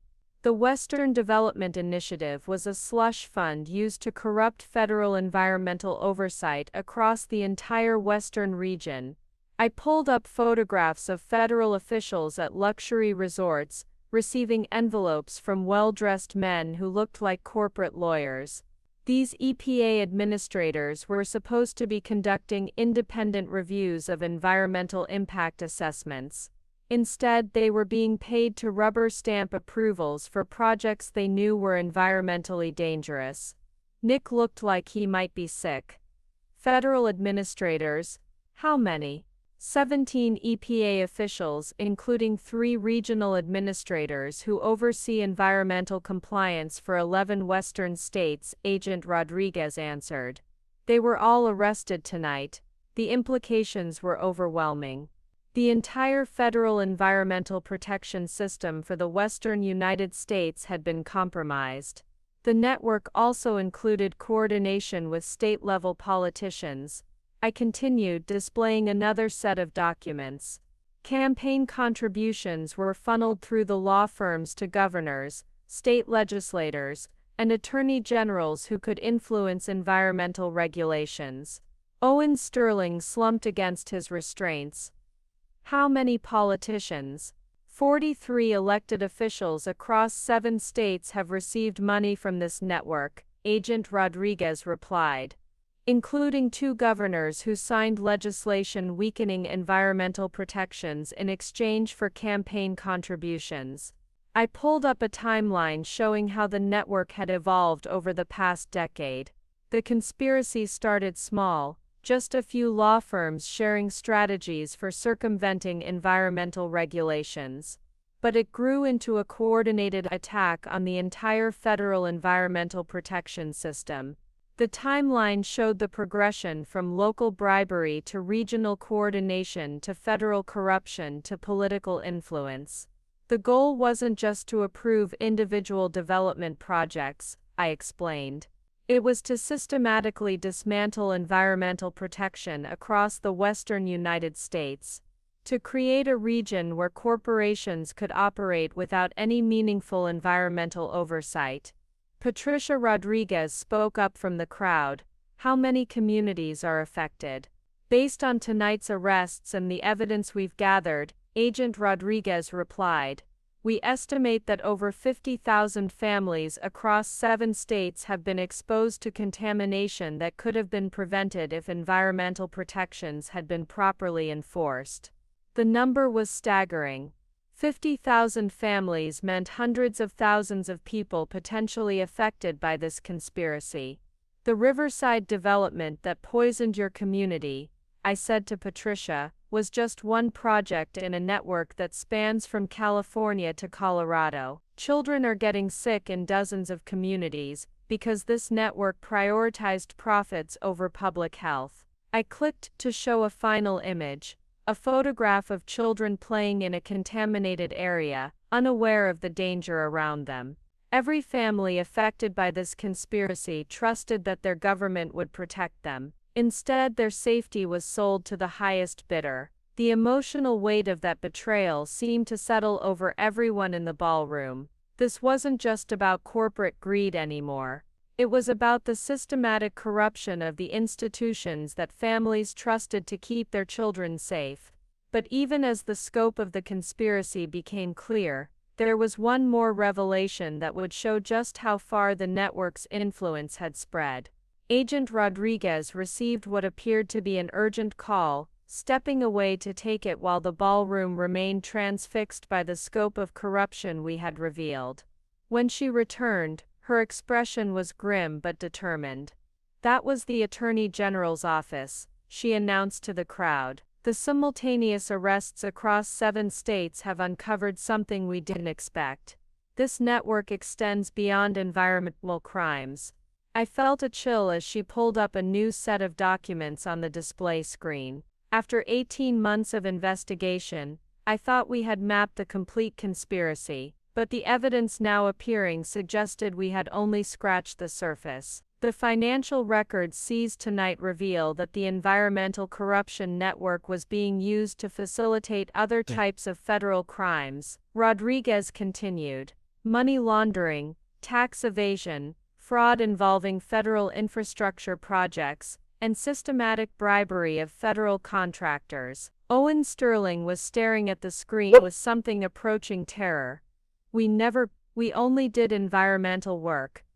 Owen, I said, pulling up a bank statement. This is Sterling and Associates business account. These deposits don't correspond to any environmental cases. They're payments for facilitating non-environmental crimes, using your network of corrupt officials. The bank records showed payments that dwarfed anything we had seen related to environmental fraud. Millions of dollars moving through accounts that should have contained only legal fees. Dave Milliken's voice was barely a whisper. What kind of other crimes? Agent Rodriguez pulled up a federal infrastructure map marked with suspicious projects. The same judges you bribed to dismiss environmental lawsuits were also approving inflated contracts for federal highway projects, military base construction, and public building development. I clicked to show a specific case. Judge Harrison didn't just rule in favor of your environmental cases. He also approved a $400 million highway contract that should have cost half that amount.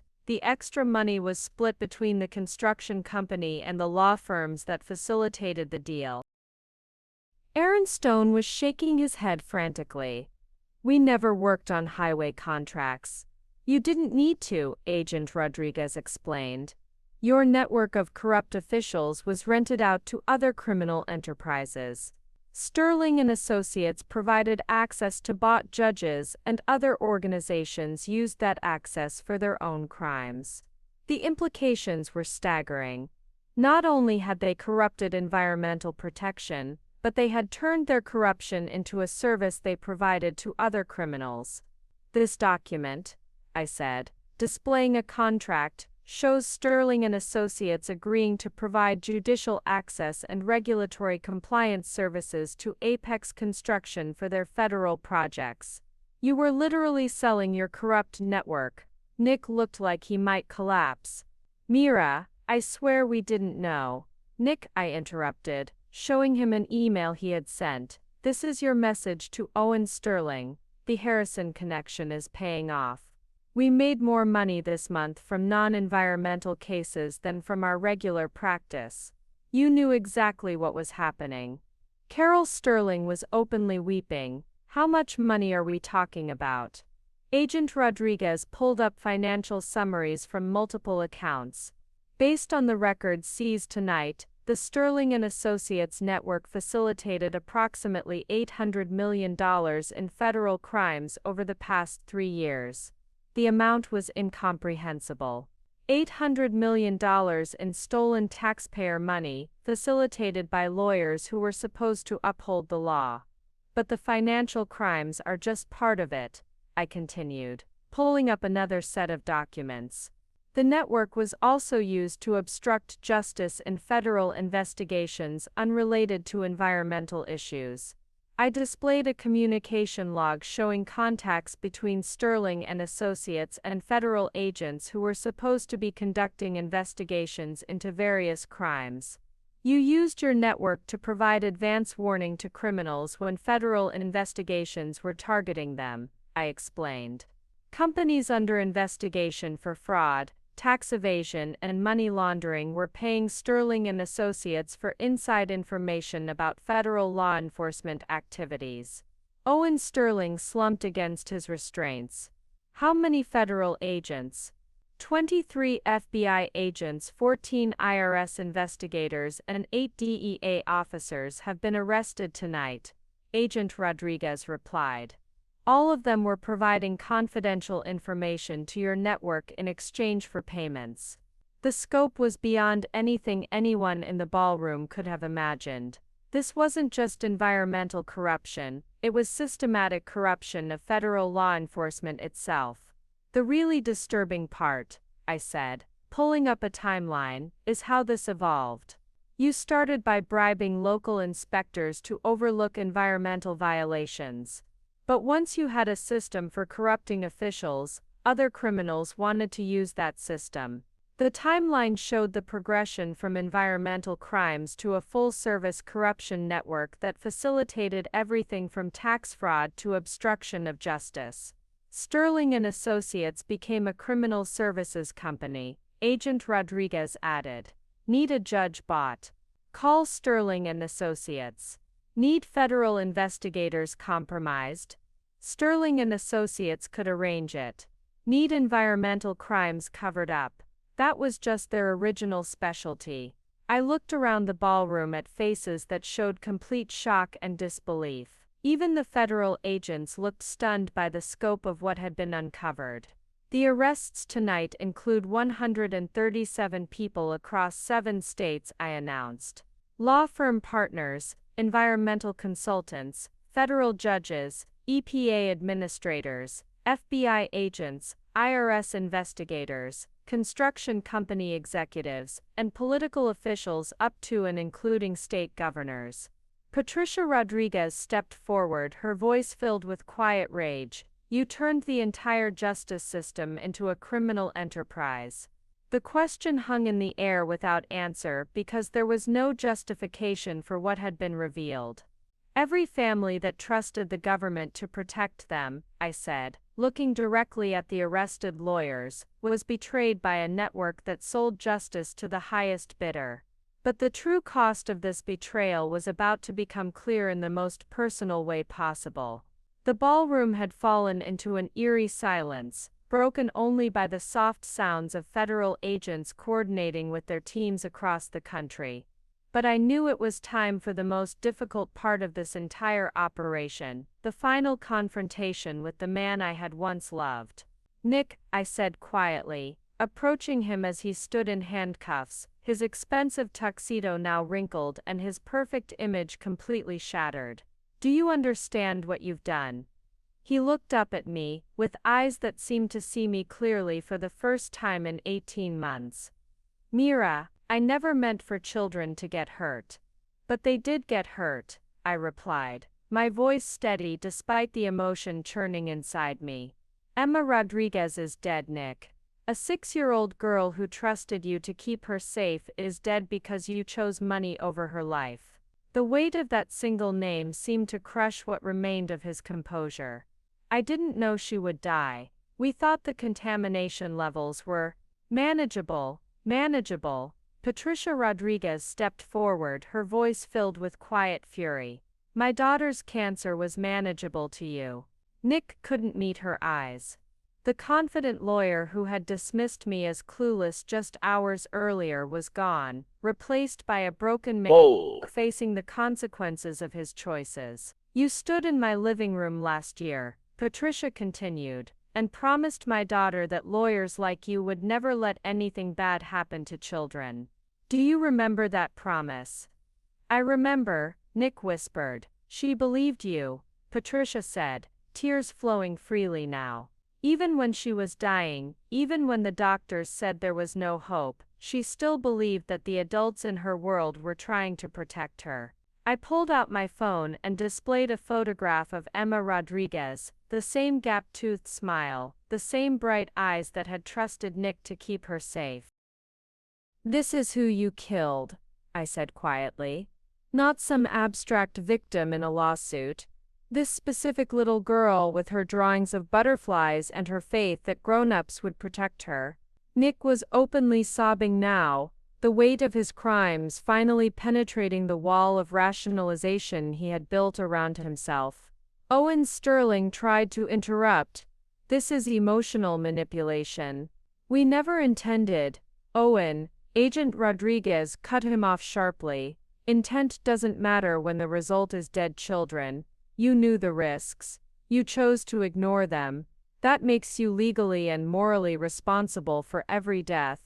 I turned back to Nick, needing him to understand the complete scope of what he had lost. You didn't just destroy communities, Nick. You destroyed us. You destroyed any chance we might have had for a real marriage built on truth instead of lies. I loved you, he said desperately. That was real. You loved having a wife who made you feel superior, I corrected sadly. Someone you could patronize and dismiss. When I started acting like the educated professional I actually am, you decided I needed to be eliminated. I pulled out the contract with Blackwater Investigations, the one authorizing my murder. This is how much you loved me, Nick. When I became inconvenient, you hired someone to kill me. The contract seemed to physically wound him. His shoulders sagged as he read his own signature authorizing my assassination. The saddest part, I continued, is that you never once asked about my background, my education or my career. You were so convinced of your own superiority that you never bothered to learn who I really was. Dave Milliken found his voice. What happens to us now? Agent Rodriguez answered without hesitation. Federal prison, minimum 25 years for environmental terrorism, additional sentences for racketeering, bribery, conspiracy to commit murder, and obstruction of justice. Most of you will die in prison. The finality of that statement seemed to break Aaron Stone completely. Our families, our children, will grow up knowing their fathers poisoned other people's children for money, I said bluntly. That's the legacy you've chosen. Patricia Rodriguez stepped forward one final time. My daughter's last words were asking if the water was safe to drink. I told her yes, because I trusted that people like you were protecting her. I will carry that lie for the rest of my life. Nick looked up at her with something approaching genuine remorse. I'm sorry. I know that doesn't mean anything, but I'm sorry. You're right, Patricia replied quietly. It doesn't mean anything. Sorry doesn't bring back my daughter. The confrontation was over. There was nothing left to say, no redemption possible, no forgiveness that could undo the damage they had caused. As federal agents prepared to transport the prisoners, I realized that this moment, seeing Nick stripped of his arrogance and forced to confront the human cost of his crimes, was both the most satisfying and the most heartbreaking part of the entire investigation. As the federal agents began processing the arrests and preparing to transport Nick and his colleagues, my phone buzzed with an urgent call from the EPA director's office. The conversation was brief but transformative. Agent Chen, Agent Rodriguez said as I ended the call, "What was that about?" I turned to address the crowd, many of whom were still processing the magnitude of what they had witnessed. That was EPA Director Sarah Williams. The Environmental Crimes Task Force has been given emergency authority to begin immediate remediation of all contaminated sites identified in tonight's investigation. The implications began to sink in for everyone present. This wasn't just about arrests and prosecutions anymore. It was about immediate action to protect communities. Starting tomorrow morning, I continued, EPA emergency response teams will begin cleanup operations at Riverside Meadows and 16 other contaminated sites across 7 states. The cost will be covered by assets seized from the criminal network. Patricia Rodriguez stepped forward with tears in her eyes. Our water will be safe. Within 60 days, every family affected by contamination will have access to clean water, I confirmed. The same network that poisoned your communities will pay for the cleanup through asset forfeiture. Agent Rodriguez pulled up a document on her tablet. The Department of Justice has also authorized the immediate establishment of victim compensation funds. Every family affected by environmental crimes committed by this network will receive medical compensation and property value restoration. The transformation was happening in real time. Owen Sterling's lake house, Judge Harrison's luxury properties, the offshore accounts used for bribes, all of it would be liquidated to fund cleanup efforts and victim compensation. But the changes go beyond just fixing the immediate damage, I announced, pulling up a new document on the display screen. The evidence gathered in this investigation has prompted federal legislation to completely overhaul environmental crime enforcement. The document showed proposed changes to environmental law that would make the kind of systematic corruption we had exposed impossible to repeat. Environmental consulting companies will now be subject to federal oversight and licensing, I explained. Judges who handle environmental cases will be required to disclose all financial relationships with development companies. EPA inspectors will be monitored by independent oversight boards. Dave Milliken, despite his handcuffs, found his voice. You're changing the entire system. We're fixing the system you broke, Agent Rodriguez replied sharply. The Environmental Protection Act of 2024, will include provisions specifically designed to prevent the kind of network corruption you created. I looked around the ballroom at faces that showed a mixture of shock, relief, and cautious hope. The law will also establish mandatory sentences for environmental terrorism. Anyone who knowingly contaminates water supplies or falsifies environmental reports will face federal charges with no possibility of plea bargaining. Carol Sterling whispered, "How long have you been planning all this?" "The legislative proposals have been in development for 2 years," I replied. "Every crime we documented, every corruption method we exposed, every gap in environmental protection we identified, all of it has been used to draft comprehensive reforms." The scope was overwhelming. Not only had we exposed and prosecuted the criminal network, but we had used the evidence to create permanent changes that would prevent similar crimes in the future. The Sterling and Associates case will be taught in law schools as an example of how environmental protection should work, Agent Rodriguez added. Your crimes have become the foundation for a new era of environmental law enforcement. Patricia Rodriguez wiped tears from her eyes. Emma's death. It will mean something. Emma's death will save other children, I said quietly. The Emma Rodriguez Environmental Protection Memorial Act will be introduced in Congress next month. It will establish the strongest environmental crime penalties in federal law. The transformation was complete. What had started as a charity gala had become the catalyst for systemic change that would protect communities across the entire country. As federal agents led the prisoners toward the ballroom exits, I realized that this was exactly what we had hoped for when the investigation began. Not just justice for past crimes, but prevention of future ones. The real work was just beginning. As dawn broke over the city skyline, visible through the ballroom's floor-to-ceiling windows, my phone had been buzzing constantly with updates from across the country. The Sterling and Associates investigation had triggered something unprecedented, a nationwide awakening about environmental crime that was spreading far beyond our original targets. Agent Chen, Rodriguez said, approaching with her tablet displaying news feeds, "You need to see what's happening." The screen showed live news broadcasts from multiple cities. Environmental groups were holding emergency press conferences.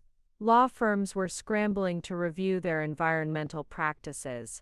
Most importantly, families and communities across the western United States were demanding investigations into their own water quality. Riverside Meadows was just the beginning, I said to the remaining crowd in the ballroom. In the past 6 hours, we've received over 400 calls to our environmental crime hotline. Communities that thought their water was safe are demanding independent testing. Patricia Rodriguez stepped forward, her voice stronger now despite her exhaustion. Other families are fighting back. Environmental groups in 12 states have filed lawsuits demanding comprehensive water testing in areas where similar law firms operate.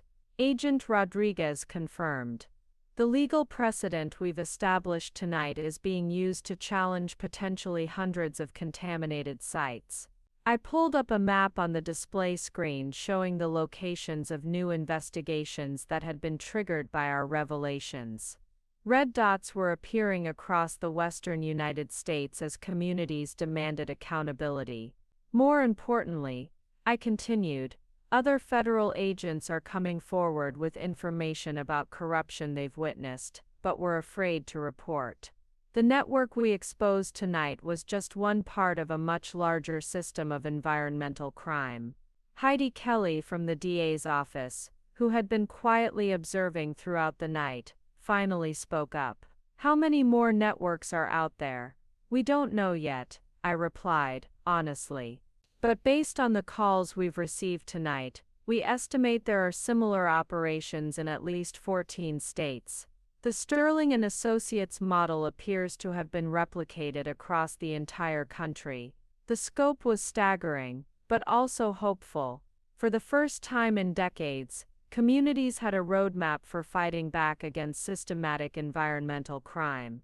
The evidence standards we established for this case, Agent Rodriguez added, are now being used by EPA offices nationwide. Other undercover investigations are being planned based on the methods we developed here. I looked around the ballroom at the faces of people who had witnessed history being made. What happened tonight wasn't just about bringing down one criminal network. It was about proving that environmental crime can be prosecuted successfully at the highest levels. My phone buzzed with another update, this one from the White House. The president is establishing a new environmental crime task force with offices in every federal district. I announced, the Sterling and Associates case has been designated as the template for a new approach to environmental law enforcement. Patricia Rodriguez wiped tears from her eyes. Emma's story, it's giving other families hope. Emma's story is inspiring a movement, I confirmed. The Environmental Protection Memorial Fund established in her name will fund community advocacy groups nationwide. Families won't have to fight these battles alone anymore. The charity gala that had started the evening was long forgotten. In its place was something far more powerful, a network of communities, advocates, and federal agents working together to ensure that what happened in Riverside Meadows would never happen again. As the last of the federal agents finished their work, and the ballroom began to empty, I realized that Nick's public humiliation of me had accomplished something he never could have imagined. It had given us the perfect stage to expose the corruption that had been poisoning communities for years. The work ahead would be challenging, but for the first time since the Blackwater River case, I felt genuine hope that environmental protection could work the way it was supposed to. 6 months later, I stood in the same ballroom where it all began, but this time for a very different kind of gathering. The Grandview Hotel's Crystal Ballroom was hosting the first annual Environmental Justice Awards ceremony, and the transformation was remarkable. Where corrupt lawyers had once schemed over champagne, environmental advocates now celebrated victories. Where Nick had once humiliated me for caring about tree-hugger causes, EPA administrators were announcing record numbers of successful prosecutions. Agent Chen, Patricia Rodriguez approached me, but she looked different now. Stronger, more hopeful. I wanted to thank you again. Patricia, you don't need to thank me, I replied warmly. You and Emma were the real heroes of this story. She smiled, holding up a photograph. It was Emma, but this time surrounded by other children, all healthy, all playing in clean water. This is the new playground in Riverside Meadows. The EPA finished the cleanup 2 months ahead of schedule. The transformation of Riverside Meadows had become a model for environmental restoration nationwide. Clean water, remediated soil, and a memorial garden where Emma's favorite butterflies now flourished. The Emma Rodriguez Environmental Protection Memorial Act passed Congress last month, I continued. Environmental terrorists now face mandatory federal sentences. What happened to your community can never happen again. My phone buzzed with a familiar notification. Another environmental crime network had been exposed using the methods we had developed. This one in Texas involving oil companies and corrupt state regulators. The ripple effect continued. Mira, Agent Rodriguez joined us, holding a tablet showing news reports. The Texas operation just resulted in 17 arrests. They're using our playbook exactly. I smiled, watching the news coverage of yet another environmental crime network being dismantled. How many is that now? 47 separate networks exposed in 18 months, she replied. Over 300 arrests nationwide. The Sterling and Associates investigation really did change everything. As I looked around the ballroom, I saw faces that represented hope rather than corruption. Environmental lawyers working pro bono for contaminated communities. EPA agents, who could finally do their jobs without interference.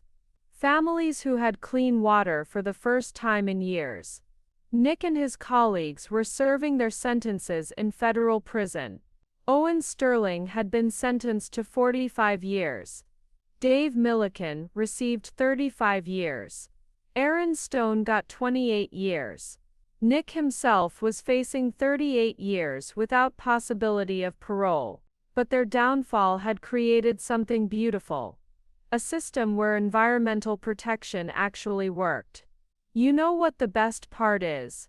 Patricia asked, looking around at the celebration. What's that? Emma would have loved this, she said quietly. All these people working to protect children she'll never meet. Her butterflies are everywhere now. As the evening concluded, I realized that Nick's dismissive comment about me not understanding business had been prophetic in a way he never intended. I understood his business perfectly, and I had destroyed it completely. The new beginning was just starting. Up next, you've got 2 more standout stories right on your screen. If this one hit the mark, you won't want to pass these up. Just click and check them out. And don't forget to subscribe and turn on the notification bell so you don't miss any upload from us.